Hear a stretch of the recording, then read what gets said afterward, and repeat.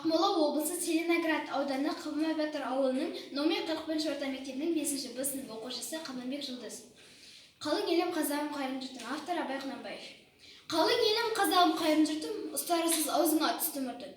Жақсы менен жаманды айырамадың, бірі қан, бірі мәлөлге көрттің. Бет бергенде шырқайсың сондай жақсы, қайдан ғана бұзылды сыртша сыртың. Оқпайсың өз сөзінен басқа сөзді, аузы менен мұра қойған өңкей қыртың. Өзіндікі дей алмай өз малынды, күндіз күлкін бұзылды, түнде ұйқың.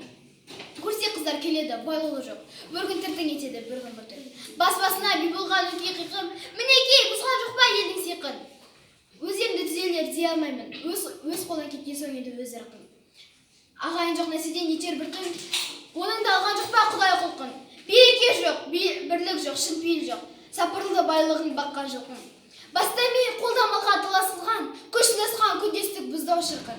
Ойнамай бойда жүрсе осы қыртың, әр жерде ақ жазылмай ма жаным тырқың. Қай жерінен көнге қуат қылды, қыр артылмас болған соң місе қыртың. Тиянақсыз, байлаусыз байғыз құлпың, не түсер құр күлкіден жыртың. Оқындырар